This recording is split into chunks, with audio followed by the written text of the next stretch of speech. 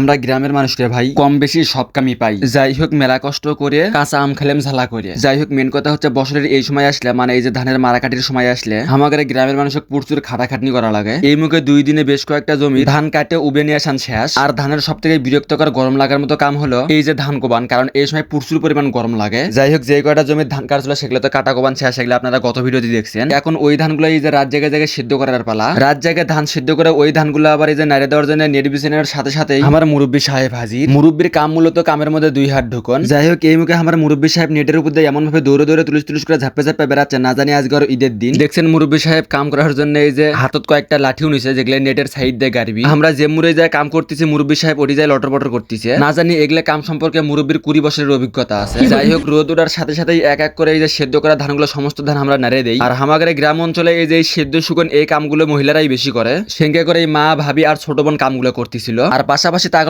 Help করার জন্য আমরা তো আসি। যাই হোক আস্তে আস্তে সমস্ত ধান নাড়ে দেওয়ার পর ভাবলাম আজকে আনা আম ঝালা করে খাই। মনের ভাব প্রকাশ করার সাথে সাথেই দেখি 3-4টে বান্দা আসে হাজির। তারপর তাজা কয়েকটা আম পাড়িয়ে নিয়ে এসে এই আমগুলো এখন কুচি কুচি কুচি কুচি করে কাটে এখন ঝালা কাটার পালা। মরিচ আর লবণ একসাথে দেখার সাথে সাথে কুচি কুচি করে কাটা তো দূরের কথা, এঙ্গে করে আমরা খাওয়া শুরু দিছি। যাই হোক আগেই মুখত পানি তুলেন না, পানি তোলার কাম এখনো আছেই। আম যেহেতু মেলা কয়টা পারছিলাম, পরবর্তী আমগুলো এই যে কুচি কুচি করে কাটি আবার এই মুখে মরিচের গুঁড়ো লবণ আর শুট মরিচ এগুলো তো রেডি। আর না ভালো করে রেডি করার জন্য এগুলো সবগুলোর সাথে যে যুদ্ধ বেজে দেই। আর এই মুখে খায়া সগলি জানতে শোষাই, আর জন্য এই যে মরিচ দেয় না বেশি করে। এই মুখে আম মাখা শেষ হলে এই যে সগলি সকলার বেলচা বাজা দেয়, সরি বেলচা না মানে সগলি সকলার হাত চড়ে দেয়। তবে এখন বর্তমানে এখন সত্যি কথা এখন দেখে এই যে আম মাখা গুলো দেখে কার কার মুখ দিয়ে মোটরের পানি নাকাল ধর ধরে পানি পড়তিছে। ভাবেন না দেখতে যায়নি খালি না কোলে মার। যাই হোক এই মুখে আপনাদের মুখ দিয়ে পানি আসলে আপনারা তাও দাঁত দিয়ে আটকাবে পাবেন। দুঃখজনক বিষয় এই প্রাণীর সামনে 2 দাঁতই নাই, না জানি আম সজি খাবার না পেলে পানি বলে না একবারে ধর ধরে। যাই হোক মেন কথা হচ্ছে আজকে আমাদের এই আম সজি খাওয়া দেখে আপনার কোন বান্ধবীর মুখ দিয়ে ধর ধরে পানি পড়তেছে তা কিনা টুক করে কমেন্ট বক্সে মেনশন দিয়ে জানবা হে।